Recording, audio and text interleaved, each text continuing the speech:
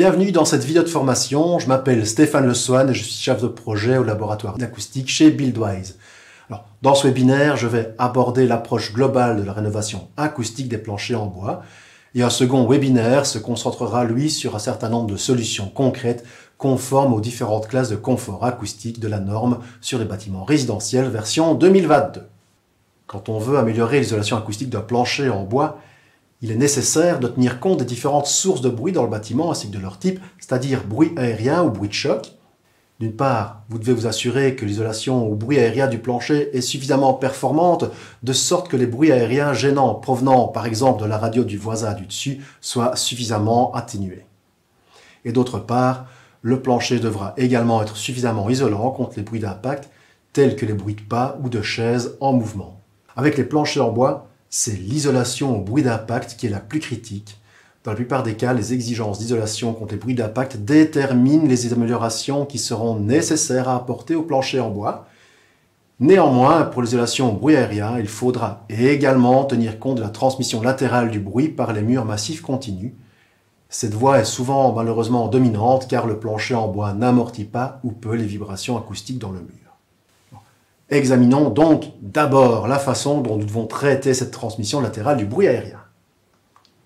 Pour répondre aux exigences acoustiques entre maisons en Belgique, vous devrez dans la plupart des cas installer des doublages devant les murs continus. Ce n'est que dans le cas de murs très lourds, au moins 390 kg par mètre carré correspondant à 30 cm de briques lourdes, que l'utilisation de doublage est inutile. Dans ce cas, les exigences de la classe C ou de la classe B seront réalisables selon la construction du plancher. Et quand la masse surfacique du mur continu est inférieure à 390 kg par mètre carré, des doublages seront nécessaires. Si on vise les performances minimales de la classe C comparables à l'ancien confort acoustique normal, on peut se contenter d'installer un doublage dans un seul des deux logements, de préférence dans la pièce inférieure. Ainsi, on réduira aussi la transmission du bruit provenant du voisin du dessus et qui passe du plancher au mur latéral. Par contre, si on vise les exigences plus élevées de la classe B, correspondant au confort acoustique accru précédent, alors les doublages seront nécessaires dans les deux habitations, toujours dans le cas de murs légers continus. Ceci vaut pour les exigences entre logements, car évidemment, au sein d'un même logement, les exigences standards sont moins strictes. Par exemple, les exigences de classe C et B à l'intérieur de la maison sont réalisables sans doublage, même dans le cas de murs continus légers. Ce n'est que lorsque vous aspirez la classe A, la plus élevée et que les murs sont plus légers que 250 kg par mètre carré, que l'installation d'un doublage est nécessaire dans l'une des deux pièces.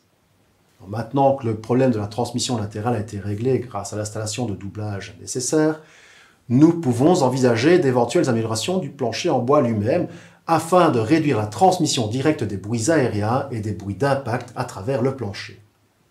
Lors de la réhabilitation acoustique du plancher en bois, des solutions sont possibles tant par le dessus sous la forme de système de plancher flottant que par le dessous sous la forme de plafond suspendu. L'efficacité acoustique des systèmes de plancher flottant est principalement déterminée par deux paramètres. Alors, d'une part, le degré de découplage du plancher flottant par rapport à la structure existante et d'autre part, la masse surfacique de la chape. Les planchers flottants secs traditionnels sont constitués d'une dalle reposant sur un matelas élastique et plus la couche intermédiaire élastique est souple, plus elle est efficace. Alors, en raison du poids relativement faible de la chape, l'efficacité du système sera souvent insuffisante pour répondre aux exigences d'isolation au bruit d'impact. Pour augmenter l'efficacité d'un plancher flottant sec, sans augmenter sa masse surfacique, vous pouvez remplacer le matelas élastique sur lequel repose la chape par des bandes, ce qui permet un meilleur découplage. On peut encore augmenter l'efficacité en combinant l'utilisation de bandes élastiques avec une chape humide plus lourde. On obtient alors un système intéressant d'élévation, par exemple en utilisant des plaques en queue d'aronde, où le contact est encore réduit, sur lesquelles on coule du micro-béton. Et enfin, les meilleures performances peuvent être obtenues en faisant reposer une chape lourde en ciment sur une grille de plots élastomère dont le contact ponctuel permet un découplage acoustique très efficace.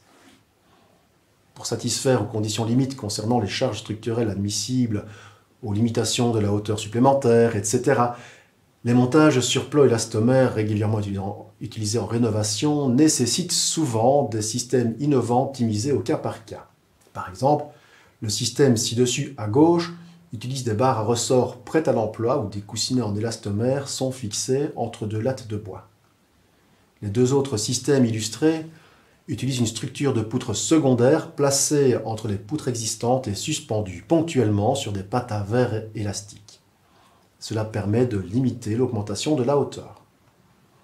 Il peut éventuellement être nécessaire de renforcer la structure de la poutre existante pour supporter le poids supplémentaire de la chape.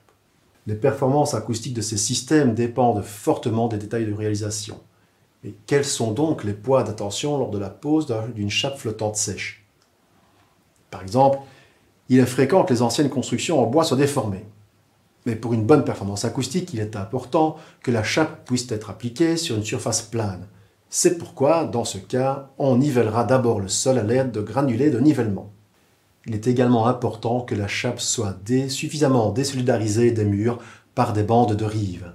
En outre, si vous utilisez des plinthes, celles-ci doivent également être découplées du sol flottant sec à l'aide d'un joint en silicone, de manière à éviter tout court-circuit entre la chape et le mur via les plinthes.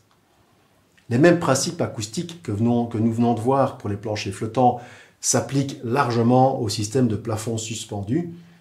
Un paramètre important reste le degré de découplage. Plus le plafond suspendu est rigide et fixé au plancher existant, plus l'efficacité acoustique est faible. Alors, si les dalles du plafond sont vissées directement sur les poutres, vous n'obtiendrez que peu ou pas d'amélioration acoustique en raison du couplage rigide. Il est préférable de fixer les dalles de plafond sur un système de lattes, par exemple en aluminium ou en bois. Ce système de lattes est suspendu au plancher existant à l'aide de cintres métalliques. Il en existe différents types, des variantes plus rigides d'une part et des variantes acoustiques dans lesquelles des élastomères sont incorporés d'autre part. Les essais en laboratoire montrent que la différence entre les cintres est particulièrement importante pour les sols massifs, mais avec les planchers en bois, la différence entre les suspensions rigides et acoustiques est limitée. Alors, les rails à ressort constituent un système de suspension encore plus efficace. Ils se présentent sous deux formes, les profilés Z et les profilés oméga. Les deux sont acoustiquement équivalents. Cependant, avec les profilés en Z, vous devez veiller à ne pas les court-circuiter lorsque vous fixez les dalles de plafond au profilé. Les vis ne doivent pas être vissées dans les poutres en bois afin que les dalles de plafond soient effectivement suspendues aux barres à ressort. Le système le plus efficace est le plafond autoportant qui ne présente aucun couplage avec la couche de poutre. Pour tous les systèmes acoustiques, plus le plénum est haut et plus le revêtement est lourd, plus le système sera performant. En outre, il est important de remplir la cavité avec un matériau absorbant acoustiquement tel que la laine minérale, et la cavité doit être remplie au moins à moitié, mais un remplissage complet donnera les meilleures performances. Du coup, quelles sont les préoccupations acoustiques lors de l'installation d'un plafond suspendu?